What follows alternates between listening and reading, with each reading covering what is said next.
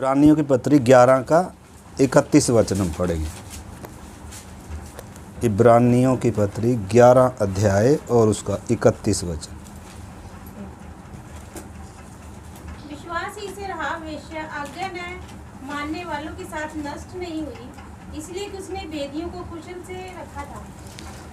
प्यारे प्रभु, इस पवित्र वचन के लिए हम आपको धन्यवाद करते हैं। प्रभु, विनती करते हैं इस वचन को आप में खोल कर दें। पवित्र आत्मा आप हमें सिखाएं। आपके हाथ में सौंपते हैं पिता, यीशु मसीह के नाम से प्रार्थना को मांगते हैं, आमीन। इधर लिखा है कि विश्वास ही से राहाब वेश्या आज्ञा न मानने वालों के साथ नष्ट नहीं हुई, क्योंकि उसने वेदियों को क्या रखा? कुशल रखा। आपको मालूम है यरीहो के बारे में हम जब जानते होंगे, जानते हैं कि नहीं? यरीहो नगर परमेश्वर ने जब इज़राइलियों को मिस्र की गुलामी से निकालकर और कनान में लेकर जा रहा था, तो सबसे पहला जो यरदन पार करने के बाद जो नगर आया वो कौन सा था? यरीहो। कौन सा था? यरीहो। और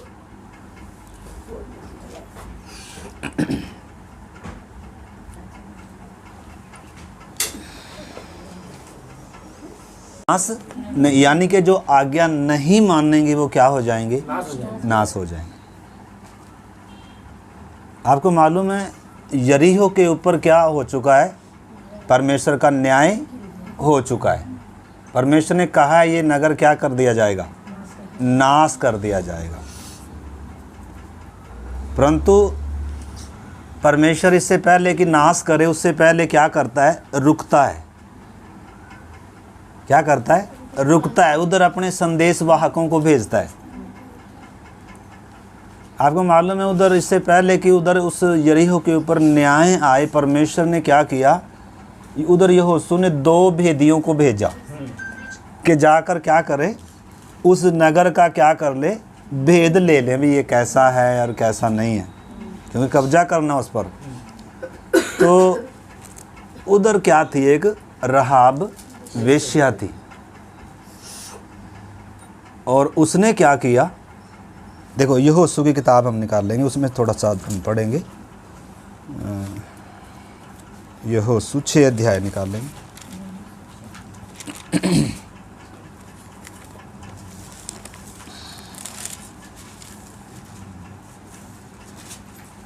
पहले यहोशू 2 अध्याय निकाल लें।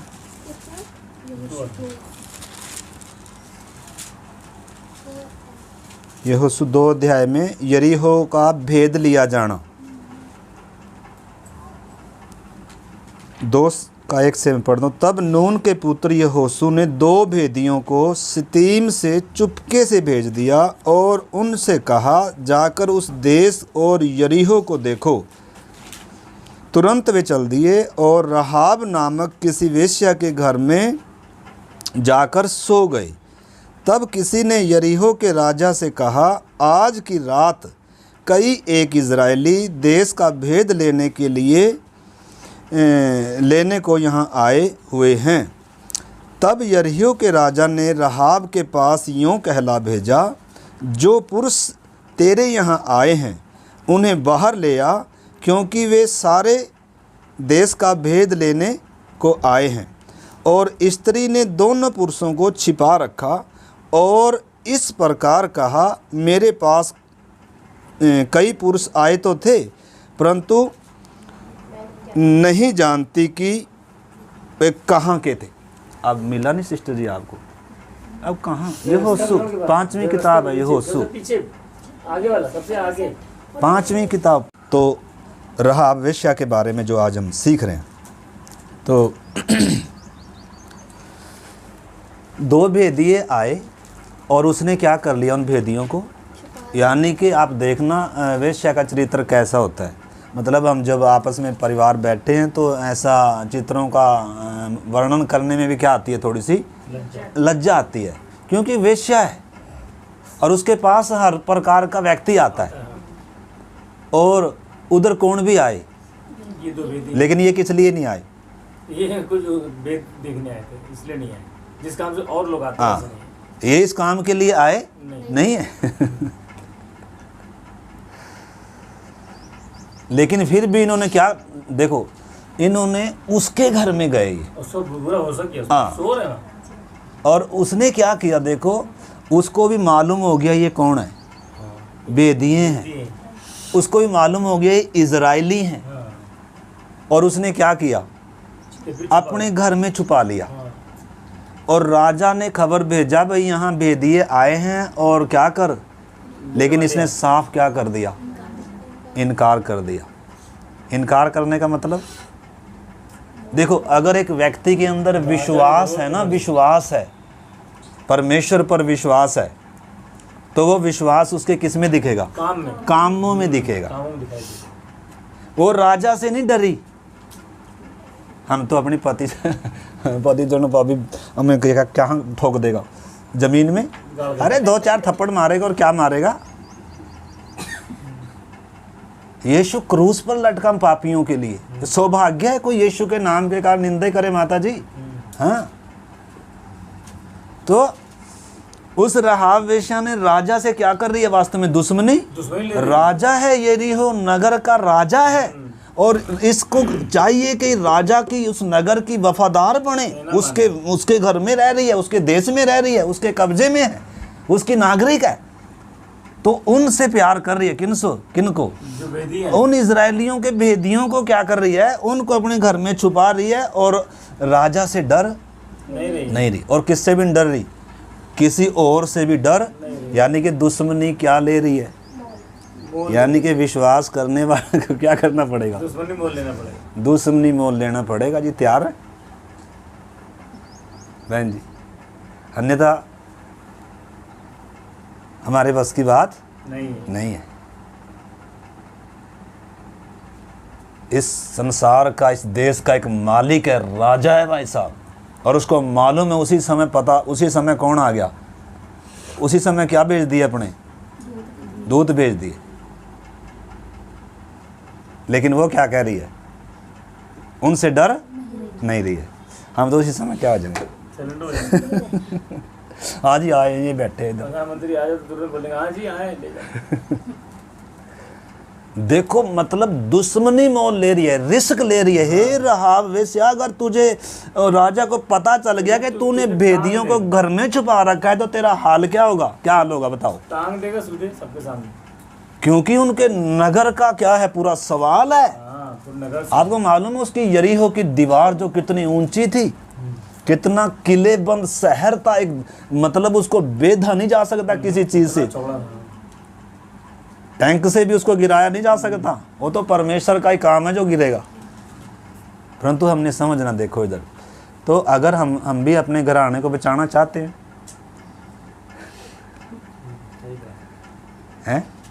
खुद भी बचना, और क्योंकि देखो दंड की आज्ञा तो हो चुकी है, इसमें कोई शक नहीं है। परमेश्वर ने दंड की आज्ञा दे दी है। हाँ, इस संसार में गिरेगा संसार, और अभी वो शुरू हो चुका है। ये तो क्या है, ये जो दिख रहा है ना दुनिया में, ये परमेश्वर का न्याय गिरने वाला है। परमेश्वर का इतिहास आप पढ़ सकते हैं बाइबल में। परमेश्वर ने पहले बोला था, अब्राहम को बता दिया कि ये सदोम और मोरा क्या होने जा रहे हैं, मैं नाश करने जा रहा हूँ भाई साहब।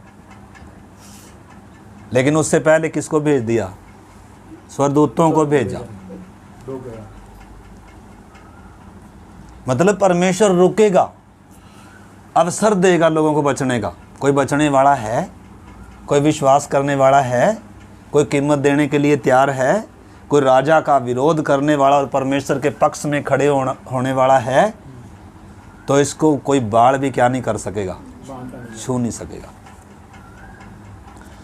तो इधर भी वही था। तो यरीहो पर जब दंड की आज्ञा होगी, तो उससे पहले परमेश्वर ने उधर उनको भेजा, रुका रहा। यानी कि एक भी अगर नगर में ऐसा विश्वासी है ना, तो परमेश्वर उस नगर को नाश करने में क्या रहेगा जी, रुका रहेगा, क्योंकि न्यायी परमेश्वर है। एक भी लिखा, परमेश्वर की धर्मी आंखें पृथ्वी पर, सारी पृथ्वी पर इसीलिए फिरती रहती हैं, ताकि जिसका मन परमेश्वर की ओर क्या है, निष्कपट है, उसकी सहायता में अपनी सामर्थ्य को क्या करता है, वो प्रकट करता है। वो उस एक को ही बचाएगा। पूरी धरती पर अगर एक व्यक्ति है ना, उसको बचाने के लिए परमेश्वर क्या करेगा, रुका रहेगा। अब्राहम परमेश्वर के सामने प्रार्थना, प्रभु अगर उस नगर में 50 होंगे प्रभु, तो क्या उसको नाश कर देगा? नुगा नहीं, छोड़ दूंगा। मतलब ऐसे करते करते किस में आ गया, 10 में आ गया था, लेकिन उसमें 10 भी नहीं थे। लेकिन तो भी परमेश्वर ने किसको बचा लिया? लूत को बचा लिया। ठीक है ना। इसलिए यीशु ने भी क्या दिया, उदाहरण दिया कि लूत की पत्नी को क्या रखो, जैसे लूत के दिन थे मनुष्य के पुत्र का आना भी होगा, यानी कि धरती पर न्याय आएगा। पहले से इसमें लिख कर दिया, ये नाश होने जा रहा है, संसार नाश होने जा रहा है। इस संसार का जो मालिक है, जो ईश्वर बनकर दुनिया को गुमराह कर कर अपने क्या करा रहा है, सिंहासन पर इस समय जो बैठा हुआ है, उसको तो 1000 साल के लिए किधर फिलहाल कैद में डाल लेंगे, और उसके बाद किधर नरक में डालने जा रहे हैं। उसके ऊपर तो दंड की आज्ञा हो चुकी है, और उसके नगर पर भी दंड की आज्ञा हो चुकी है। परंतु आपने समझना मेरे प्यारे भाई बहनों, रहाब वेश्या कैसे बच गई, कैसे उसने रिस्क लिया। राजा से नहीं डरी, अपने लोगों से नहीं डरी। और देखो आगे पढ़ो आगे। और जब अंधेरा हुआ और फाटक बंद होने लगा, तब वे निकल गए। मुझे मालूम नहीं कि वे कहाँ गए। तुम फुर्ती करके उनका पीछा करो तो उन्हें जा पकड़ोगे। उसने उनको घर की छत पर चढ़ाकर सनाई की लकड़ियों के नीचे छिपा दिया था। हाँ, यानी कि उनको क्या बोल रही है, झूठ भी बोल रही है। उनको बचाना। हाँ, अब उसके पास हमारी तरह वचन थोड़ा है, हमें झूठ बोलने का कोई वो नहीं है। वो तो बेचारी क्या अभी वेश्या ही है ना, वेश्या काम करती है, अभी पापी है। परमेश्वर किसको ही बचाएगा, जो अपने आप को क्या करेगा। इसलिए उस समय के यहूदी क्या कह रहे थे, जी हम तो बहुत पवित्र हैं, धर्मी। अरे यीशु ने कहा पापी और वेश्याएं परमेश्वर के राज्य में तुमसे पहले क्या करेंगी, प्रवेश करेंगी, क्योंकि मैं पापियों को बचाने के लिए आया। तो इसलिए जो कोई ये समझता नहीं कि मैं तो उससे ठीक हूँ, आप फिर स्वर्ग के राज्य के लायक नहीं, योग्य नहीं। जो ये कहेगा ना प्रभु मैं सबसे बड़ा क्या हूँ, कई बार हमें दूसरों की गलती दिखती है ना, वो अरे ये इससे तो मैं कम से कम सही हूँ, इससे तो कम से कम मैं क्या हूँ, सही हूँ। हम क्या करते रहते हैं, दूसरों को देखते रहते हैं। अपना कालापन हमें क्या नहीं होता, अपने पाप हमें क्या नहीं दिखते। यीशु के पास एक बार एक वेश्या को पकड़ के लेके आई, यहूदी पवित्र लोग, संत लोग, जो अपनी दृष्टि में क्या थे, धर्मी लोग थे। और कह रहे जी इसने क्या किया, ऐसा ऐसा किया है, और बोल इसका क्या करें। पत्थर हाथ में उठा रखे, क्योंकि पथराव कर कर मार देते थे। परंतु यीशु ने क्या कहा, यीशु ने कहा जो निष्पाप हो पहला पत्थर वही उठाए। देखो इंसान के अंदर विवेक है ना, है कि नहीं। मतलब किसी की हिम्मत नहीं पड़ी कि क्या मार दे पत्थर, एक एक कर कर छोटे से बड़ा सब क्या हो गए, छोड़कर। क्यों, किसी की हिम्मत नहीं है क्या उठाने की, पत्थर। दूसरे के ऊपर पत्थर उठाने की किसकी हिम्मत नहीं है, दूसरे के ऊपर दोष लगाने की किसकी। अरे हमारे अंदर ही अपने, अगर हम देखेंगे तो हमारे अंदर कितना अंधेरा है, हमारे अंदर कोड़ भरा हुआ है, हर एक के अंदर।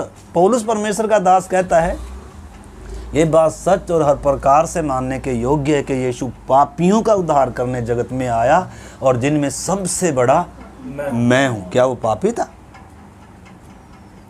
दुनिया में फरीसियों का फरीसी था वो, धर्मी व्यक्ति था पौलुस, लेकिन फिर भी क्या कह रहा है, सबसे बड़ा पापी। सबसे बड़ा क्या था, पापी मैं था। परंतु हम तो मतलब अपने आप को क्या समझते हैं, यार मैं दूसरों से तो कम से कम, मुझसे उससे तो मैं क्या हूँ, सही सही हूँ। अरे सबसे बुरा ही मैं था प्रभु। ऐसा मन जब तक नहीं आएगा, ऐसी सोच जब तक मेरी नहीं, प्रभु मैं सबसे बड़ा क्या हूँ प्रभु, पापी हूँ खुदावन, तुम मुझ पापी के लिए मरा है प्रभु। ठीक है ना। तो इधर हम वेश्या को देख रहे हैं वेश्या ने राजा से दुश्मनी मोल लिया, उधर के नागरिकों से दुश्मनी मोल लिया, रिस्क ले रही है, अपनी जान का रिस्क ले रही है, दांव पर लगा रही है, और उनको क्या कर रही है, अपने घर में छुपा दिया। और उनको भेज दिया कि तुम जाओ। देखो थोड़ा सा और आगे पढ़ो। 7 से पढ़ो। उसने उनको घर की छत पर चढ़ाकर सनाई की लकड़ियों के नीचे छिपा दिया था, जो उसने छत पर सजा कर रखी थी। वे पुरुष तो यर्दन का मार्ग ले उनकी खोज में घाट तक चले गए, और जो ही उनको खोजने वाले फाटक से निकले, त्यों ही फाटक बंद किया गया। ये लेटने ना पाए थे कि वह स्त्री छत पर इनके पास जाकर इन पुरुषों से कहने लगी, मुझे तो निश्चय है कि यहोवा ने तुम लोगों को यह देश दिया है, और तुम्हारा भय हम लोगों के मन में समाया है, और इस देश के सब निवासी तुम्हारे कारण घबरा रहे हैं, क्योंकि हमने सुना है कि यहोवा ने तुम्हारे मिस्र से निकालने के समय तुम्हारे सामने लाल समुद्र का जल सुखा दिया। देखो अभी अब राहाब वेश्या का विश्वास देखना। ये ज़्यादा परमेश्वर को जानती नहीं है, इसने परमेश्वर की भलाइयों को चखा नहीं है। भलाइयों को चखा तो इजराइलियों ने है। इजराइलियों के अंदर ऐसा विश्वास नहीं था। इजराइली तो अभी मिस्र के खीरे खरबूजे याद करेंगे, उनके अंदर ऐसा विश्वास नहीं है। लेकिन किसके अंदर विश्वास है? पापी स्त्री के अंदर है। और वो क्या कह रही है? मुझे लिखा है, मतलब कह रही है वो 11 में, हाँ 10 में, क्योंकि ये मुख्य वचन है। क्योंकि हमने सुना है कि यहोवा ने तुम्हारे मिस्र से निकलने के समय तुम्हारे सामने लाल समुद्र को जल सुखा दिया, और तुम लोगों ने सिहोन और ओग नामक यर्दन पार रहने वाले अमोरियों के दोनों राजाओं का सत्यानाश किया है, और यह सुनते ही हमारा मन पिघल गया है, और तुम्हारे कारण किसी के जी में जी न रहा, क्योंकि तुम्हारा परमेश्वर यहोवा ऊपर के आकाश का और नीचे की पृथ्वी का परमेश्वर है। राहाब वेश्या क्या विश्वास है? इज़राइल का परमेश्वर ही ऊपर के आकाश और नीचे की पृथ्वी का परमेश्वर है, सारे जगत का परमेश्वर है, सारी सृष्टि का परमेश्वर है। और उसका सामर्थ्य हाथ इतना ताकतवर है कि अपने लोगों को किधर से निकाल कर लाया? गुलामी से निकाल कर लाया। लाल समुंदर को क्या कर दिया माता जी? 2 भाग कर दिया। ये उसके अंदर क्या था? ऐसा विश्वास सुनने से आ गया। विषय ये नहीं है कि हम कितना बाइबल जानते हैं, कितना वचन जानते हैं। विषय क्या है? मेरे अंदर विश्वास कितना है। ऐसा भी हो सकता है सारी बाइबल जानने के बाद भी हमारे अंदर क्या ना हो? विश्वास ना हो। लेकिन ऐसा भी हो सकता है हम ज़्यादा कुछ नहीं जानते, लेकिन जितना सुना है हमने क्या किया है वो पर अब सवाल ये है, मेरा विश्वास कितना है? बाइबल जानना जरूरी नहीं है, लेकिन विश्वास विषय इधर विषय नहीं है। विश्वास क्योंकि बाइबल जानने से नाश होने से बचेंगे नहीं। निश्चय है कि हम परमेश्वर के वचन को सीखते हैं और परमेश्वर को हम जानते हैं, परंतु जब बात आती है विश्वास की, उसका मतलब ये नहीं है कि हम सारी बाइबल सीखने के बाद तभी विश्वास आएगा, नहीं। तो राहाब वेश्या के अंदर कैसा मतलब मजबूत विश्वास है। अभी तक हमारे अंदर डाउट ही है, पता नहीं एक ही परमेश्वर है या शायद और भी कोई ऐसा डाउट तो नहीं है। ऊपर के आकाश के और नीचे के पृथ्वी का एक ही परमेश्वर है जो मेरा परमेश्वर है। क्या इजराइलियों का? मेरा बोल सकते हैं, मेरा परमेश्वर है। और क्रूस पर आकर उसने मेरे लिए क्या दिया है? जान दिया, कीमत दी है। और वो मेरी साइड है, वो मेरी तरफ है। और मेरा विरोधी कौन हो सकता है? संसार का ईश्वर। लेकिन बाढ़ क्या है? गिन के रखे हुए। हालेलुया। देखो डरने वाले क्या नहीं कर पाएंगे? उद्धार नहीं पाएंगे। डरने वाले लोग घर बैठे। जब आप अपने परिवार से, समाज से जब सोचोगे भी क्या कहेंगे, तो फिर उद्धार नहीं है। और हमारा विश्वास हमारे कामों में दिखेगा नहीं है, तो फिर उद्धार हाँ संगति कर सकते हो आप, हर रोज़ प्रार्थना करा सकते हो, गीत गा सकते हो, स्तुति कर सकते हो, लेकिन उद्धार देखो परमेश्वर ने कहा, परमेश्वर ने सारे जगत से प्यार किया, वो सारे जगत से प्यार करता है, परंतु नाश होने से कौन बचेगा? जो विश्वास करेगा। और कैसा विश्वास? जैसा राहाब वेश्या का विश्वास है। अब ये जिसके अंदर विश्वास है ना भाई, ये चैन से बैठने वाला नहीं, अब ये कुछ करेगा। क्या करेगा? अब इजरायलियों की मदद कर रही है, उनको छुपा रही है, रिस्क ले रही है, और उनको बहका के भेज दिया, जाओ तो चले गए। आए तो थे पर मुझे मालूम नहीं कौन थे और किधर चले गए। तो आगे भी थोड़ा सा पढ़ लीजिए। अब मैंने जो तुम पर दया की है, इसलिए मुझसे यहोवा की शपथ खाओ कि तुम भी मेरे पिता के घराने पर दया करोगे। अब ये क्या कह रही है? देखो, ये उन भेदियों से बोल रही है कि मेरे साथ क्या करो, तब मैंने जो तुम पर दया की है, यानी कि जैसे मैंने तुम पर क्या की है, दया की। हाँ, मैंने रिस्क लिया, मतलब मैं किसी से डरी नहीं, मेरी जान को खतरा इस समय है कि नहीं है? खतरा जी, बिल्कुल है। आप यीशु पर विश्वास करोगे, जान को खतरा नहीं है क्या? है भाई साहब, इस संसार का मालिक है जिसके छत के नीचे आप बैठे हैं, ईश्वर है इस जगत का। आंटी जी,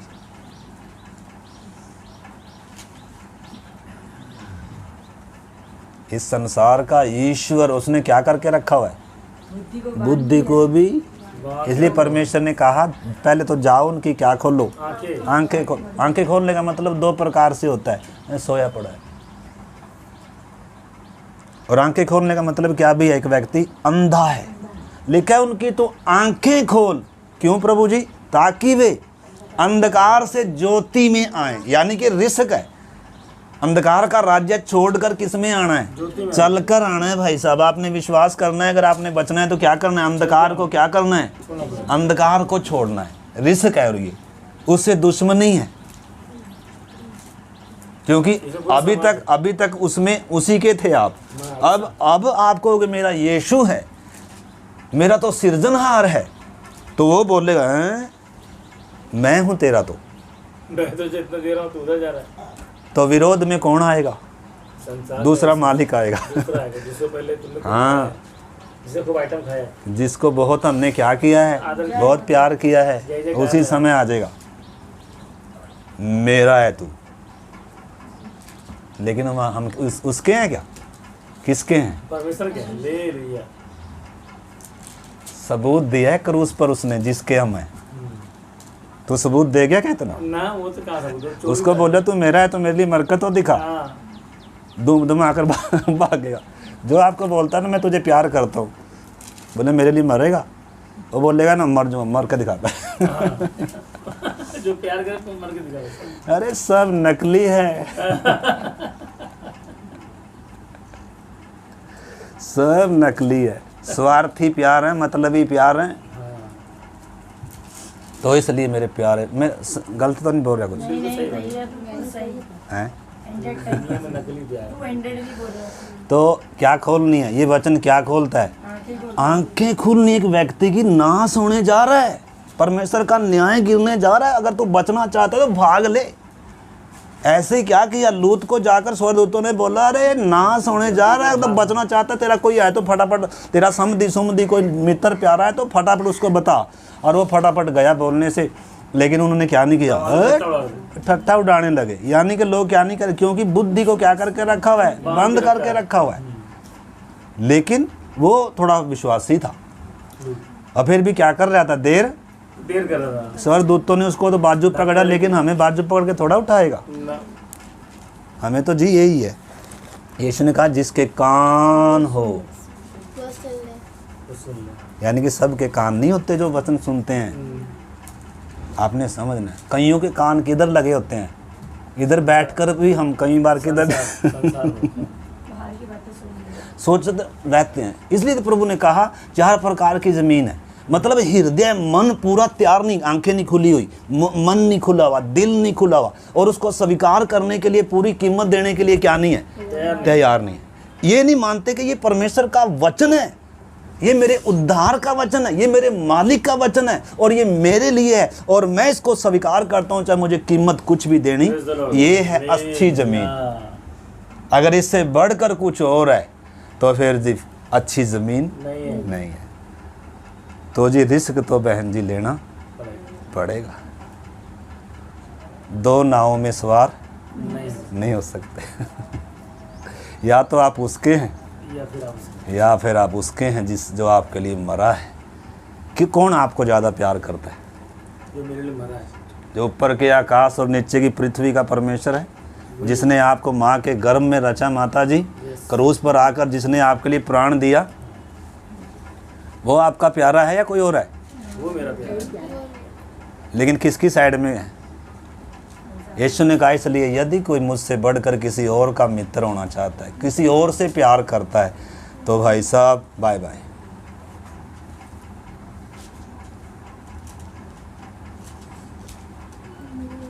इसलिए कह रहा है उस दिन बहुत तेरे कहेंगे, अरे प्रभु हमने तो तेरा बहुत फ़ायदा किया था, अरे तेरी सेवा भी किया था, अरे तुझे दान भी दिया था, अरे तुझे दक्षिणा भी दिया था, और बहुत भले भले काम, और तेरे नाम से आश्चर्य, और बड़े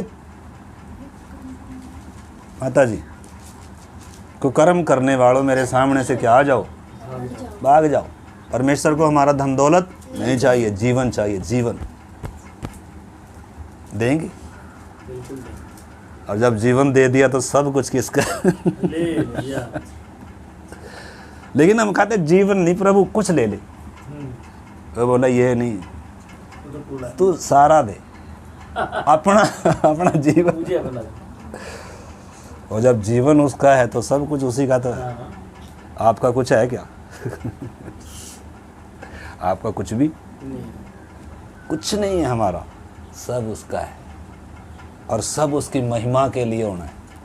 मेरी महिमा के लिए, मेरी बड़ाई के लिए, मेरी खुशी के लिए, मेरे एंजॉय के लिए कुछ नहीं, सब उसकी महिमा के लिए। मेरा घर, मेरी हर चीज़, सब प्रभु। क्योंकि उसने मेरे लिए सर्व सब को दिया है। मैं भी अपने परमेश्वर के लिए अपना सर्वोच्च दूंगा। अपना भीतर का अच्छा कमरा जो अभी तक किसके लिए था? दुनिया के लिए। किसी दूसरे के लिए था या अपने लिए था। अभी खुद हम क्या थे? अपने जीवन के मालिक थे ना। प्रभु कह रहा भाई सिंहासन पर मैं आऊँगा। हम अपनी गाड़ी के खुद ड्राइवर थे।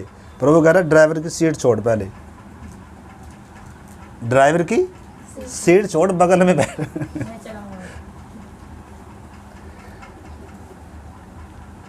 तो सीट अपनी गाड़ी देने के लिए तैयार है जी।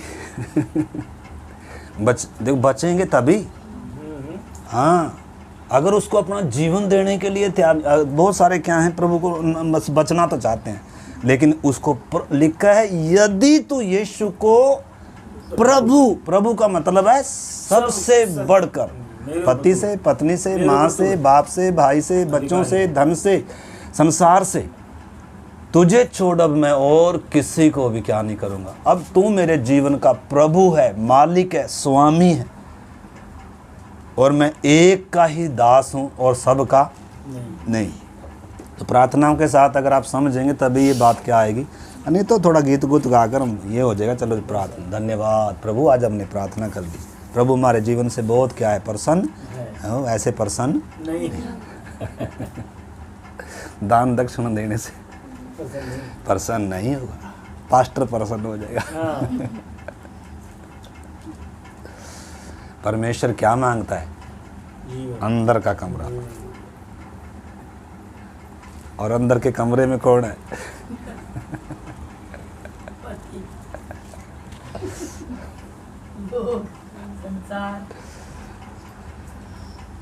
यीशु के पीछे हर कोई चल नहीं पाया, चल भी नहीं पाएंगे, क्योंकि उसका जो स्टैंडर्ड है, उसकी जो डिमांड है, मालिक है, सृजनहार, सृष्टिकर्ता परमेश्वर है। संसार के लिए मरने के लिए तैयार है, संसार को छोड़ने के लिए तैयार है, अपने सबसे बढ़कर अपने प्रियों को अप्रिय जानने के लिए तैयार है, अपने आप को भी अप्रिय जानने के लिए तैयार है, अपनी सलीब हर दिन उठाने के लिए तैयार है, तंग मार्ग लेने के लिए तैयार है। क्योंकि जीवन का मार्ग कौन सा है? तंग मार्ग, सकरा है। चौड़ा छोड़ने के लिए तैयार है, तैयारी मुश्किल होगी। संसार छोड़ने के लिए, अपने प्रियों को अप्रिय कौन जानेगा? कौन जानेगा? जिसको रोज पता कर जाएगा।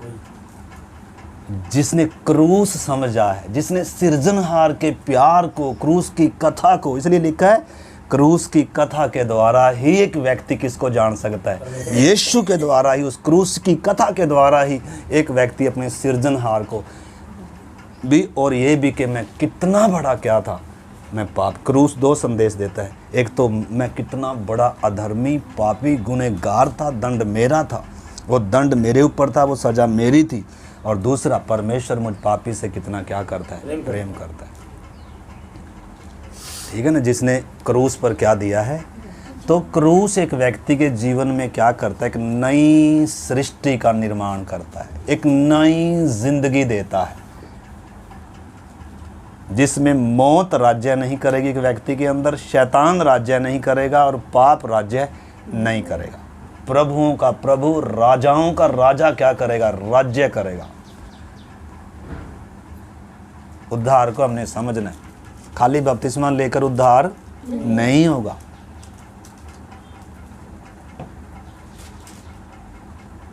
इस चीज़ को अच्छे से क्या करना है। तो इधर मेरे प्यारे भाई बहनों हम समझ सकते हैं कि वो क्या कह रही है, कह रही जैसे मैंने तुम पर दया करी है ना, तुम्हें बचाया है, रिस्क लिया, यानी कि मैंने, मेरी जान इस समय खतरे में है, मेरे साथ वाचा बांधो, वायदा करो तुम भी कि जब ये देश नाश होगा, जब परमेश्वर, क्योंकि उसको पूरा विश्वास है कि, क्योंकि पीछे सुना है उसने मिस्र में क्या किया है, इसने वो काम किया है, और किधर लाल समुद्र दो भाग कर दिया, हर रोज ताज़ा मन्ना इनको दे रहा है, चट्टान फाड़ दिया पानी के लिए, और जो ओग और मागो जो राजा थे, जो सीहोन और उसके, उनको भी क्या कर दिया, इतने सामर्थी राजा थे, और क्या, यानी कि इनका परमेश्वर तो क्या है, सच्चा परमेश्वर है, और निश्चय है कि ये नगर भी क्या दे दिया है, परमेश्वर ने इनको दे दिया है। परंतु एक तरीके से मैं बच सकती हूँ, अगर बचने का कोई रास्ता है नाश होने से, तो एक ही तरीका इस परमेश्वर की शरण में आना, और इसकी शरण में आऊंगी तो जो मेरे पुराने मालिक हैं वो तो विरोध में पक्का क्या होंगे। तो तैयार है जी, तैयार होना है हमने। ये क्रूस तैयार करेगा, ये परमेश्वर का प्यार आपको वो ताकत देगा, ये वचन आपके अंदर ताकत देगा। किसी मनुष्य की बातें, ये भावनाओं में होने वाला काम, एक व्यक्ति की सोच बदलती है, उस व्यक्ति का निर्णय लेता हो, ये एक व्यक्ति के अपने जीवन का सर्वोच्च फैसला है।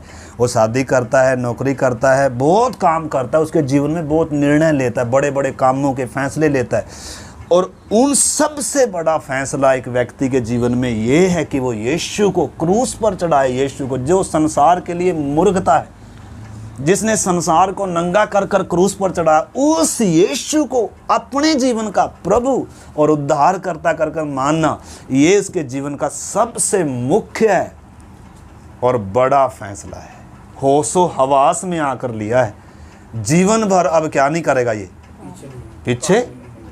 पीछे नहीं जाएगा, उसका इनकार नहीं करेगा। तो जिसने सोच समझ कर बपतिस्मा ले रहा है, जिसने जान लिया क्रूस, वो भूंजा हुआ जो खा रहा है, खमीर छोड़कर, मतलब पिछले दिनों हम देखते आ रहे हैं ना, यानी कि बपतिस्मा कैसे नहीं है, चल उसने पापा ने बोल दिया बपतिस्मा ले लो, हाँ ये थोड़ा है बपतिस्मा है।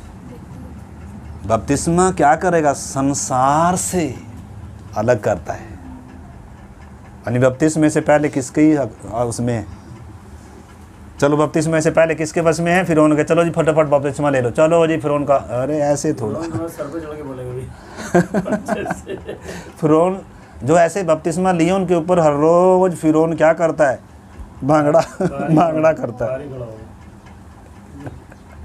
अंदर ही अब बोलेगा अब तो तुझे बिल्कुल भी छोड़ दूंगा। एक ही तरीका था बपतिस्मे के द्वारा मेरे साथ करने का, और वो तूने सीरियस लिया नहीं है, इसलिए अब तो बेटा अंदर से काम अब तो मेरे हाथ में है, तो अंदर से काम करूंगा, तेरा तूने मेरा बपतिस्मा ले लिया।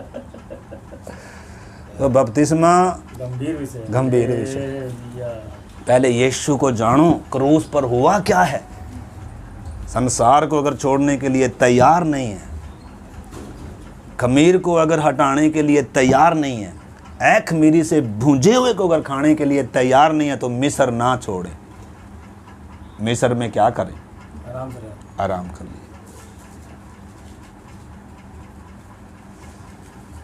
प्रभु फिर किसका उद्धार हो सकता है? हाय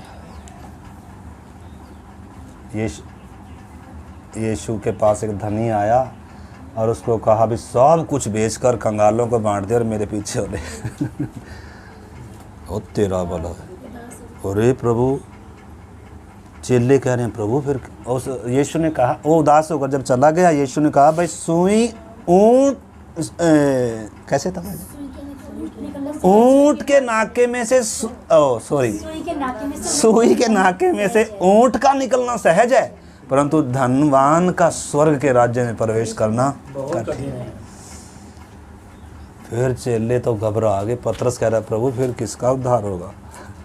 मनुष्य तो नहीं सकता। कह रहा भाई ये मनुष्य ऐसे नहीं हो सकता, लेकिन वो कर सकता। क्रूस एक व्यक्ति के जीवन में आएगा ना, वो तो सब कुछ क्या करेगा, सब कुछ छोड़कर क्या करेगा, वो तो जक्कई देखो ना, जक्कई भी तो धनी था।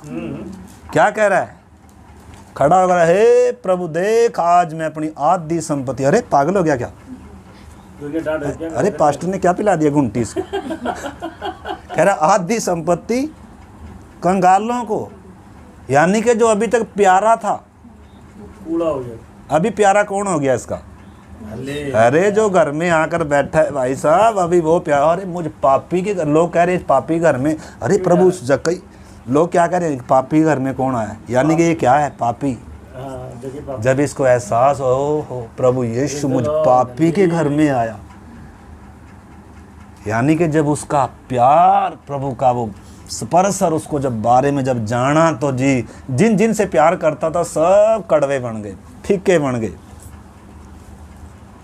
जिसने यीशु के प्यार को जान लिया वो किसी और को प्यार फिर कर यीशु जैसा करेगा, लेकिन यीशु जैसा और नहीं। ऐसा नहीं कि किसी से प्यार नहीं करेगा, वो प्यार और करेगा संसार से, क्योंकि उनको भी क्या है बचाना है बेचारों को, क्योंकि परमेश्वर ने पापियों से प्यार किया है। ठीक है ना, हमें भी भाइयों के लिए क्या देना है, प्राण वचन कहता है, यूहन्ना कहता है, परंतु उनके पाप में क्या नहीं होगा, सहभागी नहीं होगा। ठीक है ना, इसलिए हम पिछले दिन देख रहे थे क्या ही धन्य है वह जो दुष्टों की युक्ति पर नहीं चलता और पापियों के मार्ग में खड़ा नहीं, और न ठट्ठा करने वालों की मंडली में बैठता है। ठीक है ना, तो इस करके इस चीज़ को आपने समझना, तो समय काफ़ी हो गया। इसमें अब जो बात समझने की है वो क्या है, उनसे वाचा बंधा रही है, और उन्होंने क्या किया, फिर देखो इधर क्या किया, वो बात को आप समझ लीजिए 13 वचन से, कि तुम मेरे माता पिता भाइयों और बहनों को और जो कुछ उनका है उन सबों को भी जीवित रख छोड़ो, और हम सबों का प्राण मरने से बचाओगे कर कर तुम क्या करो जी। यानी कि इसको मालूम चल गया एक ही बचने का तरीका है, यही है, और कोई बचने का रास्ता नहीं है। इसलिए बहन जी ऊपर के आकाश लिखा है, प्रेरितों के काम 4:12 कहता है, इस आकाश के नीचे सारे भूमंडल पृथ्वी के ऊपर पूरी मानव जाति के बीच में एक ही रास्ता है, प्रभु यीशु मसीह, उसके बिना कहीं उद्धार नहीं है। ठीक है ना, तो इस करके आगे भी थोड़ा सा पढ़िए, प्राण बच जाए, और जब यहोवा हमको अब पढ़िए थोड़ा, मुझे दिख नहीं रहा, जोर से पढ़े बेटा थोड़ा सा। यदि तू हमारी यह बात किसी पर प्रकट ना करे तो तुम्हारे प्राण के बदले हमारा प्राण जाए, और जब यहोवा हमको यह देश देगा तब हम तेरे साथ कृपा और सच्चाई से प्रताप करेंगे। आप देखना, बैठ जाओ जल्दी से बैठ जाओ, हाँ बैठ जाओ उधर जाके, और देखना जी अब वो क्या कह रहे हैं, भाई एक ही तरीके से आप क्या हो सकते हो, बच सकते हो, आपने क्या करना होगा, हाँ बैठ जाइए, मतलब एक ही तरीके से तुम क्या हो सकते हो, बच सकते हो। तो मतलब उसका एक वचन और आगे पढ़े, क्या लिखा उन्होंने, हाँ 15 वचन। तब राहाब जिसका घर शहरपनाह पर बना था, हाँ, और वहाँ वही रहती थी, उसने उनको खिड़की से रस्सी के बल तार मार के नगर के बाहर कर दिया और उसने उनसे कहा, पहाड़ को चले जाओ, ऐसा ना हो कि खोजने वाले तुमको पाए, इसलिए जब तक तुम्हारे खोजने वाले लौट ना आए तब तक अर्थात 3 दिन वही छिपे रहना। हाँ 12 से पढ़िए। हाँ लिखा है, उन्होंने उससे कहा, जो शपथ तूने हमको खिलाई है उसके विषय में हम तो निर्दोष रहेंगे। सुन, जब हम लोग इस देश में आएंगे तब जिस खिड़की से तूने हमको उतारा है उसमें वही लाल रंग के सूत की डोरी को क्या कर देना, बांध देना। मतलब इस नगर को परमेश्वर क्या करने जा रहा था, नाश करने जा रहा था, क्योंकि उधर क्या है, पाप अधर्म क्या है, बड़ा हुआ है। इतिहास गवाह है, आप समझ सकते हैं। जब आप वचन पढ़ेंगे, एक बार तो जल प्रलय से पूरी धरती क्या किया परमेश्वर ने, नाश किया। सदोम अमोरा को क्या किया। तो परमेश्वर का न्याय किस पर आता है, पाप के। क्यों? क्योंकि परमेश्वर न्यायी है। अगर परमेश्वर क्या सारे जगत का न्याय ना करे, आप बताओ। परमेश्वर प्रेमी है, सारे जगत से प्यार करता है और उसने सबूत दिया क्रूस पर। लिखा है, अपना इकलौता पुत्र क्या कर दिया, दे दिया, ताकि जो कोई इस पर विश्वास करे वो क्या हो जाए, नाश होने से बच जाए। परंतु जो विश्वास ना करेगा वो दोषी ठहर चुका है। और दंड की आज्ञा का कारण क्या है। अब ज्योति जगत में आई और लोगों ने ज्योति को अंधकार से अधिक क्या जाना, प्रिय नहीं जाना। देखिए ये तो पक्का है जी, इंसान, हर एक इंसान का न्याय होगा। हर एक इंसान का एक सृजनहार परमेश्वर है, उसने मनुष्य को आज़ाद मर्जी दी है और इसके हर कामों का एक लेखा लेने वाला भी कोई है। और इंसान जन्म ही से क्या है, पाप में पैदा होता है और इसको उद्धार की ज़रूरत है, इसको बचाए जाने की ज़रूरत है। और ये अपना उद्धार खुद क्या नहीं कर सकता, कमा नहीं सकता। इसलिए जिस परमेश्वर ने इंसान को बनाया, आकाश और जो पृथ्वी का परमेश्वर है, जो हमें सूरज देता है, हवा देता है, सब कुछ जो हमें देता है, वो हमसे कुछ लेता थोड़ा है। परमेश्वर हमसे कुछ लेता है क्या? मैं देख रहा। कई बार हम क्या करते हैं, जैसे परमेश्वर को हम खुश करेंगे, कुछ खिलाकर, कुछ लगाकर, कुछ। अरे नहीं, उसने तो लिखा है, जिस परमेश्वर ने आकाश और पृथ्वी की सृष्टि करी, जो आकाश और पृथ्वी का स्वामी है, वो क्या नहीं करता, वो किधर नहीं रहता जी, हमारे बनाए हुए घरों में आकर वो रहता नहीं। ये हमारी भूल है। देखो जल्दी से निकालो आप प्रेरितों का काम 17 का।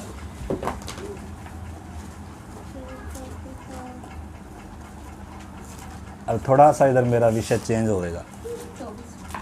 23 से पढ़े। 17 का 23।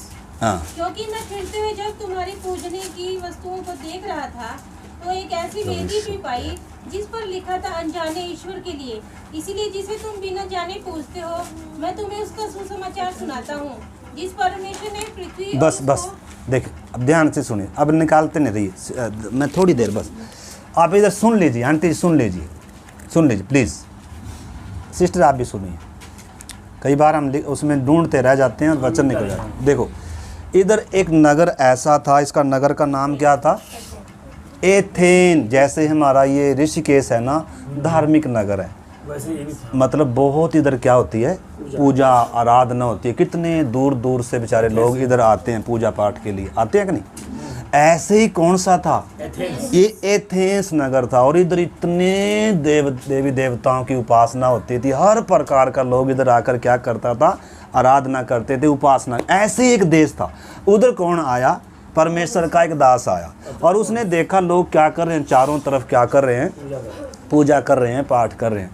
और उसने देखा बहुत सारे ईश्वर है और उधर एक ऐसा स्थान बना रखा अनजाने ईश्वर के लिए, यानी कि करोड़ों के हिसाब से मान रहे हैं ये भी परमेश्वर है, ये भी परमेश्वर है, लेकिन उनसे क्या नहीं हो रहा है, तृप्ति नहीं है।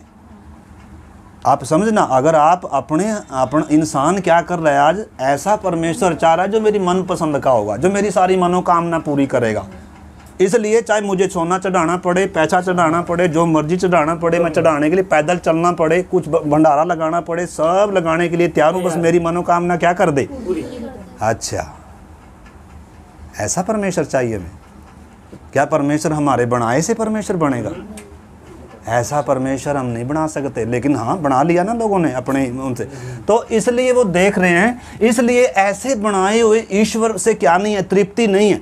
वो इतने ईश्वरों को बनाकर वो सब क्या कर रहे थे बेचारे, लेकिन एक ऐसी वेदी थी जिस पर लिखा था अनजाने ईश्वर के लिए, यानी कि उसको जानते नहीं है, लेकिन उनके विवेक में क्या है, उनके विवेक में ये बात जरूर है कि कोई और परमेश्वर भी है। ये नहीं कोई है। हर एक इंसान के अंदर ये बात है कि एक मेरा सृष्टिकर्ता है, लेकिन जानता नहीं है। इसलिए कितनों को मान लेगा तो भी इसके अंदर संतुष्टि नहीं आएगी। क्यों नहीं आएगी संतुष्टि? क्योंकि वो तृप्ति उनमें है ही नहीं है। अरे जो सच्चा उद्धार, जो सच्चा आनंद, जो सच्चे परमेश्वर में है, वो वर्णन से जो बाहर जो आनंद है, वो तो परमेश्वर के अंदर, वो क्वालिटी सिर्फ परमेश्वर में ही है, वो दूसरे में थोड़ा है।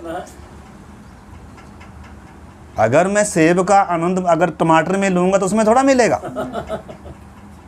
अरे वो तो परमेश्वर का जो संगति, जो संबंध है इंसान के साथ, जो उसका जो परमेश्वर का जो रिश्ता है इंसान का और परमेश्वर का, वो टूटा हुआ है। टूटा होने के कारण इसलिए इंसान जगह जगह क्या कर रहा है बेचारा, ढूंढ रहा है और जैसा दुनिया को देखता है ऐसे कर भी रहा है, लेकिन अंदर शांति नहीं है, अंदर तसल्ली नहीं है। दिन रात कर रहा है, बहुत बना कर रखे हैं, लेकिन कोई क्या नहीं कर सकता, उद्धार नहीं कर सकता। इसलिए आज इधर है, कल फिर उधर है। उधर तृप्ति नहीं हुई, लेकिन जिसने सच्चे परमेश्वर को जान लिया वो कोई क्या करेगा? क्या तो कहीं नहीं बढ़ गई भाई, जो आपको तृप्त नहीं कर सकता वो परमेश्वर नहीं है। जो आपकी प्यास नहीं बुझा सकता वो परमेश्वर नहीं है। जो आपको सच्चा आनंद नहीं दे सकता वो परमेश्वर नहीं है। आज नकली भी बहुत आया हुआ है। आज आपको मालूम है मोबाइल भी, सारी चीज़ क्या है, हर चीज़ में मिलावट है, नकली है, देखने में एक जैसा है सही बात। लेकिन क्या है, मिलावटी है। लेकिन असली की कीमत क्या होती है? असली की कीमत क्या होती है? नकली है तो चले यार, थोड़ा सस्ता ही ले लो, काम चला। भाई असली के लिए तो कीमत आपको क्या करनी पड़ेगी? कीमत अदा करनी पड़ेगी। असली चाहिए, असली चाहिए, महंगा। आज पता है क्या, अरे यार असली तो महंगा, अब कोई बात नहीं, अरे चाहिए तो बस, हमें तो चाहिए बस, हाँ कॉपी ले लो, सस्ता सा है। अरे मोबाइल ही तो चाहिए, क्वेश्चन ले लो, चाइनीज ले लो।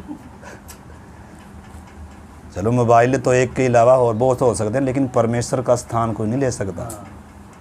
वो एक ही है, उसके ना तो कोई बराबर है, ना उसके कोई जैसा है।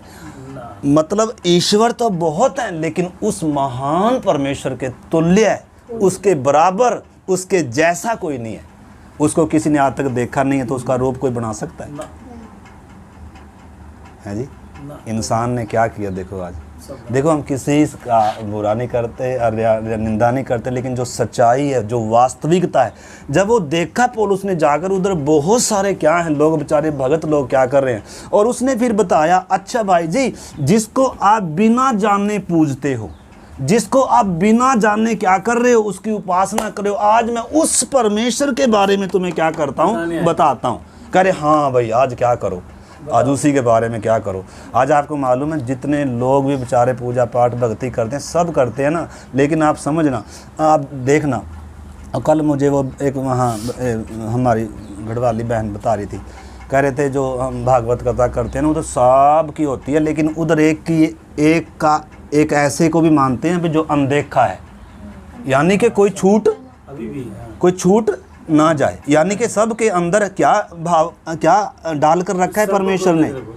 परमेश्वर ने एक विवेक डाल कर रखा है, यानी कि जब तक इंसान चाहे कितनों को भी क्या कर ले, मानता हो, लेकिन सच्ची तृप्ति उनमें नहीं, उसके अंदर हमेशा रहता है कोई परमेश्वर है, वास्तव में कोई मालिक है, एक मालिक है जो सबका है,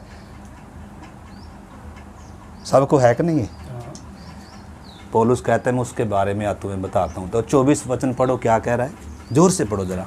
जिस परमेश्वर ने पृथ्वी और उसको उसकी जिस परमेश्वर ने पृथ्वी और उसकी सब वस्तुओं को बनाया, वह स्वर्ग और वह पृथ्वी का स्वर्ग और पृथ्वी का मालिक होकर हाथ के बनाए मंदिरों में नहीं रहता और न किसी वस्तु की आवश्यकता के कारण मनुष्य के हाथ में न सेवा उसको लेता भूख लगती है जी, उसको किसी चीज की आवश्यकता नहीं है। हमारा नारियल नहीं चाहिए उसको, हम उसको कोई चीज खिला, अरे उसने ये सब कुछ हमें दिया है, हमारे लिए दिया है। हाँ, क्या हम परमेश्वर को दे सकते हैं? ना। आज तो हम क्या करते हैं, ऐसे करके चलते हैं, अरे मैं परमेश्वर को दे के आता। अरे क्या देकर आएगा? तेरा जीवन श्वास परमेश्वर दे रहा है। तुझे सूरज दिया, आकाश दिया, पृथ्वी दिया, फल दिए, फ्रूट दिए, जीवन हर रोज दे रहा है। लेकिन हम क्या सोचते हैं, परमेश्वर को दे देंगे क्या? हम क्या परमेश्वर को देने से परमेश्वर खुश कर लेंगे? नहीं जी नहीं। तो इसलिए परमेश्वर कह रहा है, जिस परमेश्वर ने आकाश, पृथ्वी और उसकी सब वस्तुओं को बनाया, आकाश और पृथ्वी का वो मालिक है, वो क्या नहीं करता है? किसी मनुष्य के हाथ की सेवा नहीं लेता। और क्योंकि वह स्वयं ही सबको जीवन और श्वास और सब कुछ देता है। वो स्वयं ही सबको जीवन और श्वास और सब कुछ देने वाला परमेश्वर है। हम परमेश्वर को दे नहीं सकते, परमेश्वर को कुछ नहीं चाहिए हमारा। परमेश्वर को हमारा क्या चाहिए? जीवन चाहिए। इसलिए आगे पढ़ो। उसने एक ही मूल से मनुष्य की सब जातियां सारी पृथ्वी पर रहने के लिए बनाई और उसके ठहराए हुए समय और निवास की सीमाओं को इसीलिए बांधा है कि वे परमेश्वर को ढूंढे। लिखा है, उसने एक ही मूल से मनुष्य की सब जातियां क्या करी हैं?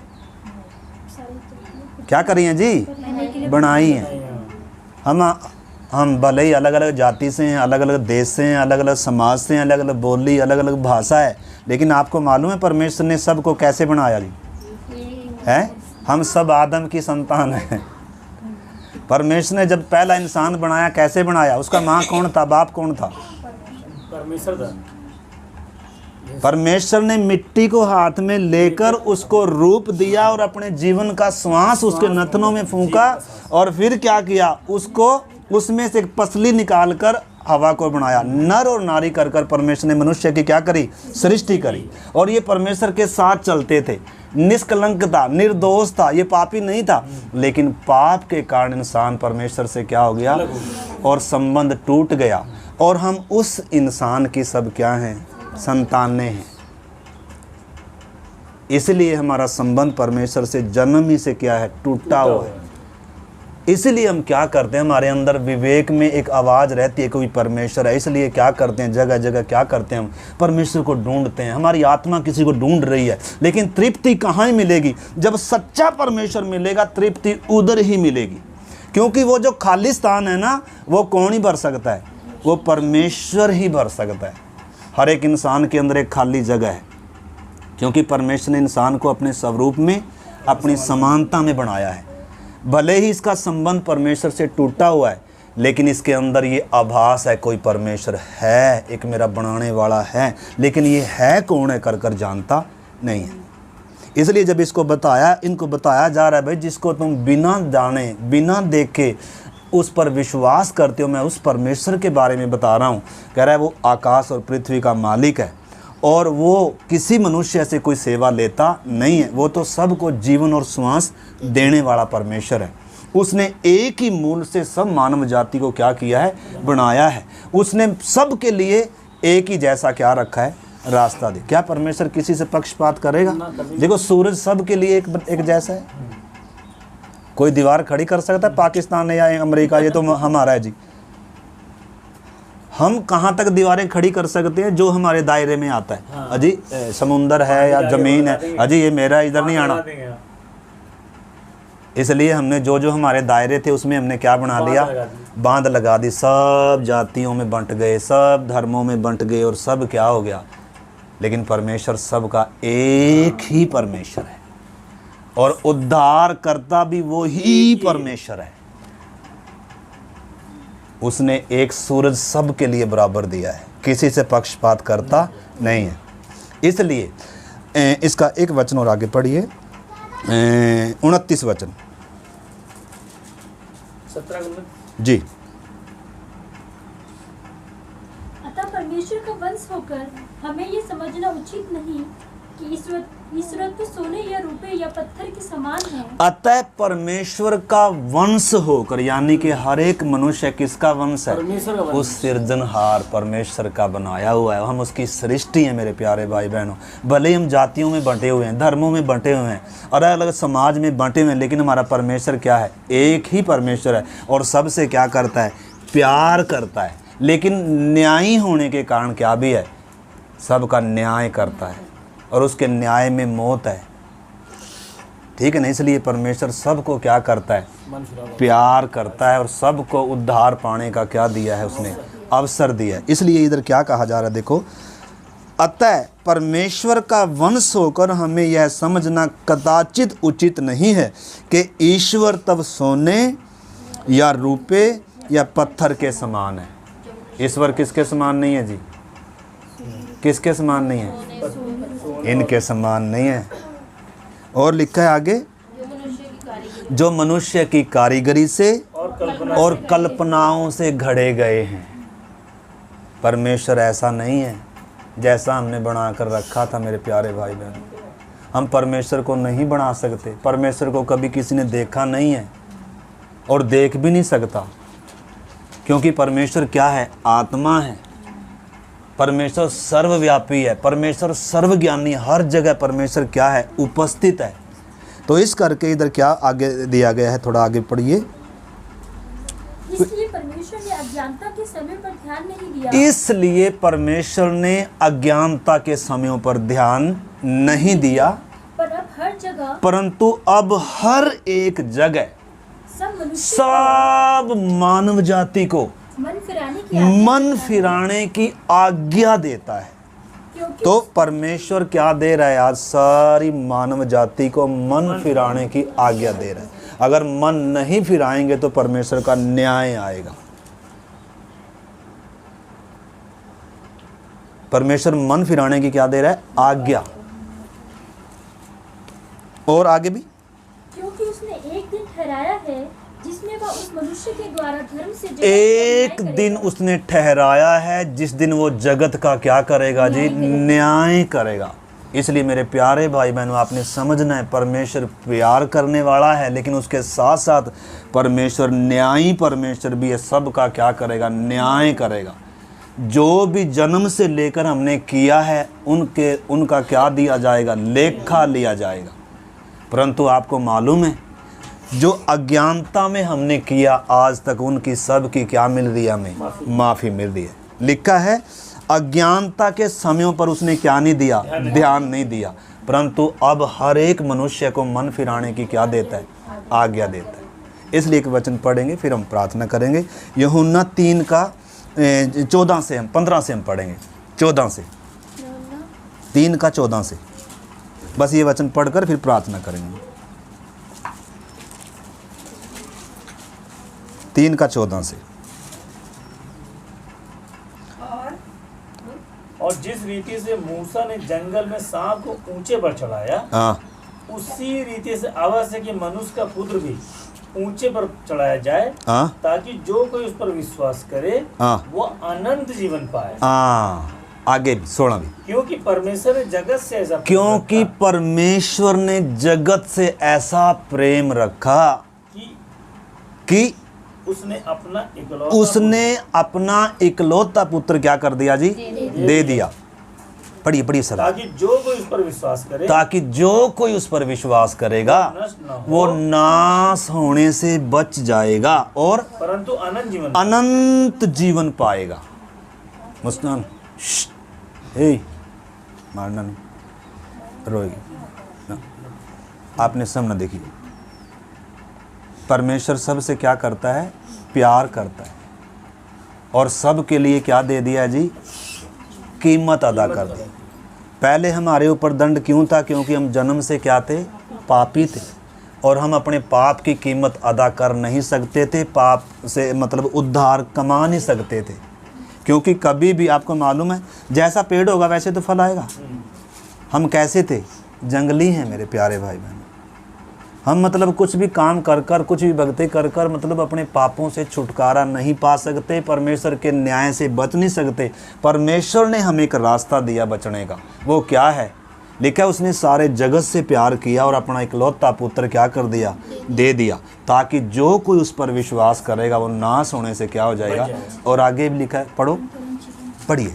परमेश्वर ने अपने पुत्र को जगत में इसलिए नहीं भेजा कि जगत पर दंड की आज्ञा दे जी, परंतु इसलिए कि जगत उसके द्वारा उद्धार पाए। हाँ, जो उस पर विश्वास करता है उस पर दंड की आज्ञा नहीं है। जो उस पर विश्वास करता है उस पर दंड की आज्ञा नहीं होती। आगे, परंतु जो उस पर विश्वास नहीं जो उस पर विश्वास नहीं करता वह दोषी ठहर चुका वह दोषी ठहर चुका है। इसलिए इसलिए कि उसने परमेश्वर के इकलौते पुत्र के नाम पर विश्वास नहीं किया। हाँ, आगे और दंड की आज्ञा का कारण यह है कि देखो, अब दंड की आज्ञा का कारण क्या है?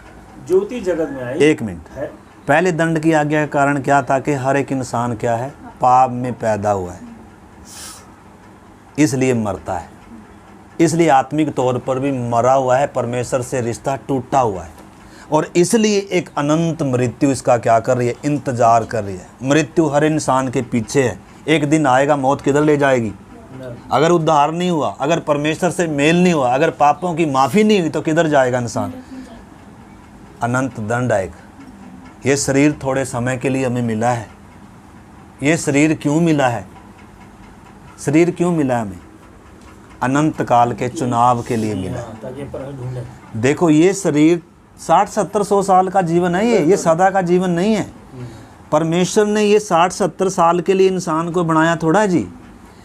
ये 60, 70, 100 साल का जीवन तो इसलिए है ताकि इसने अपने अनंत काल में कहाँ रहना है उसका चुनाव करने के लिए। इसको परमेश्वर के साथ संगति करना है या इसको अपनी मर्जी से संसार में जीकर अनंत काल के दंड को भोगना है।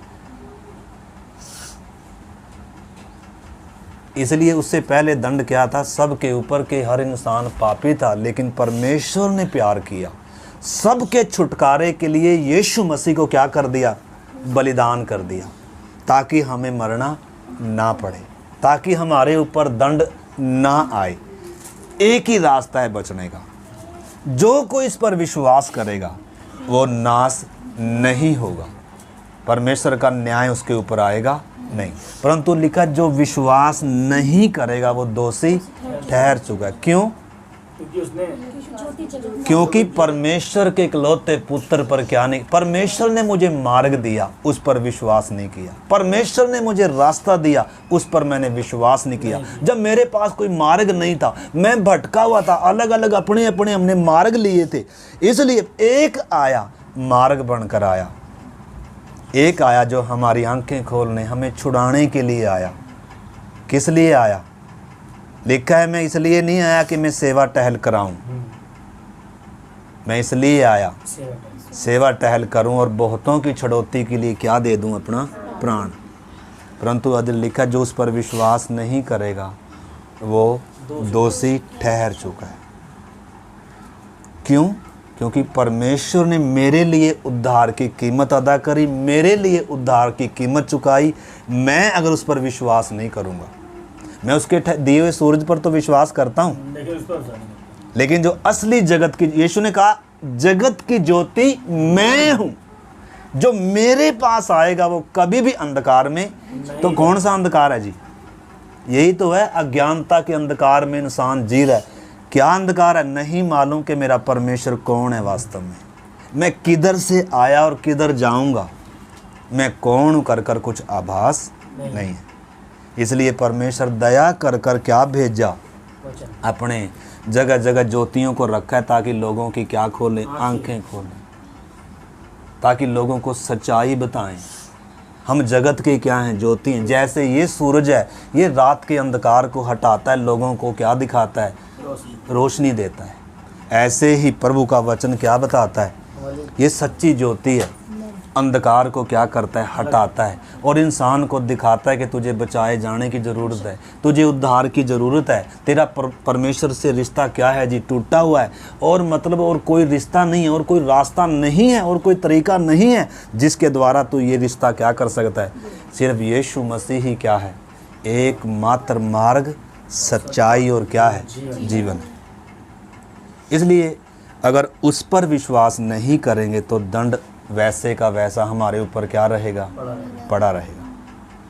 क्यों लिखा, क्योंकि ज्योति जगत में आई परंतु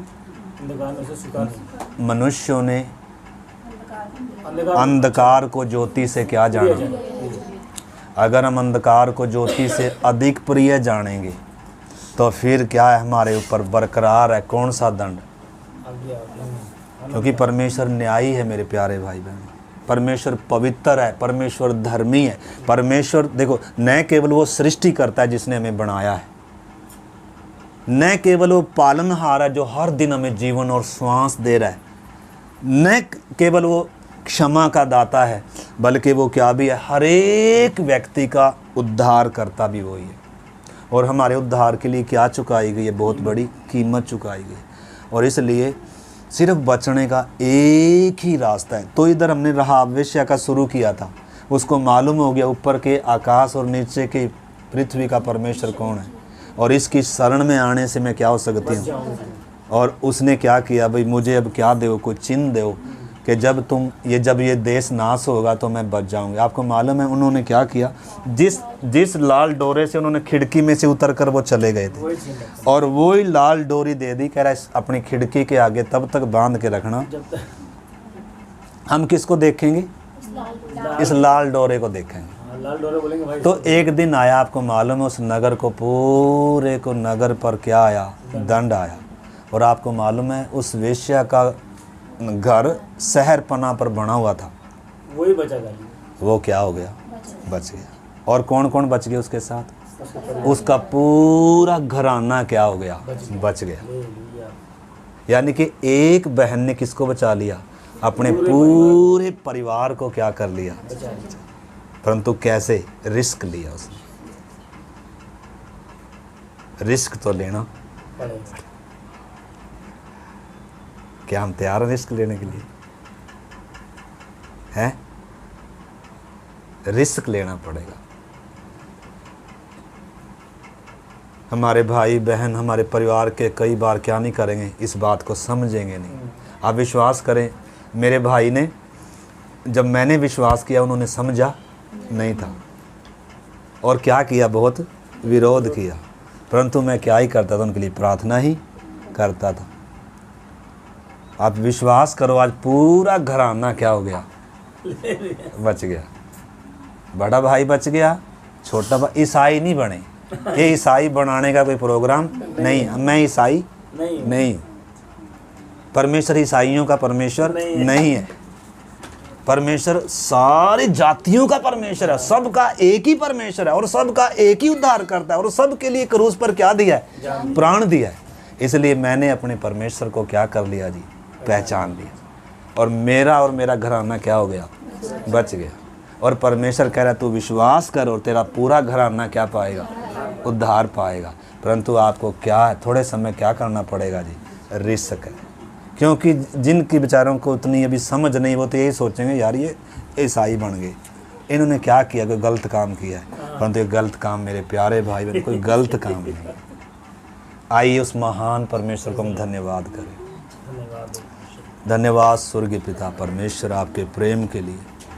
प्रभु कितने हमारे अजीज मित्र, प्यारे रिश्तेदार अभी भी सत्य को नहीं जानते। प्रभु पिता हम विनती करते हैं प्रभु, ये सच्चा वचन उन तक भी पहुँचे। प्रभु तो ही एकमात्र जगत का उद्धार करता है, मार्ग है, सच्चाई और जीवन है। प्रभु तो ही ऊपर के आकाश का और नीचे की पृथ्वी का परमेश्वर है। तो स्वर्ग और पृथ्वी का मालिक होकर प्रभु किसी के हाथों की सेवा नहीं लेता। प्रभु तू सच्चे और जीवित परमेश्वर को पहचानने के लिए लोगों की समझ खोलने पाए। प्रभु हम पर भी दया कर, हमारा परिवार बचाया जाए प्रभु, हमारा घराना बचाया जाए, हमारा देश बचाया जाए। प्रभु जब देश में इतनी आपदाएं आ रही हैं प्रभु, लोग मारे जा रहे हैं, कितने लोग नगर नाश हो रहे हैं प्रभु, परमेश्वर का न्याय लोगों पर आ रहा है प्रभु। विनती करते हैं प्रभु, बहुत सारे लोगों को इन दिनों उद्धार पाने के लिए प्रभु, सत्य को पहचानने के लिए और अपने उद्धार को पाने के लिए हम विनती करते हैं, आप काम करें प्रभु। अपने संतों को उधर भेजें, अपने लोगों को उधर भेजें। आपकी आवाज़, आपका सत्य लोगों के कानों तक पहुँचे प्रभु, ताकि वो भी सत्य को पहचान लें और स्वर्गीय राज्य के वारिस बन जाएं प्रभु। अपने पापों से उद्धार पाकर प्रभु स्वर्गीय जीवन पाकर बच जाएं पिता परमेश्वर। आप दया करें प्रभु। जितने हमारे भाई बहनों ने आपका वचन सुना है प्रभु, ये वचन हर एक के लिए आशीष का कारण बने। आपके हाथ में सौंपते हैं पिता। धन्यवाद करते हैं, आपने हमारी प्रार्थनाओं को सुना। यीशु मसीह के नाम से मांगते हैं, आमीन। सबको जय मसीह की। थोड़ा सा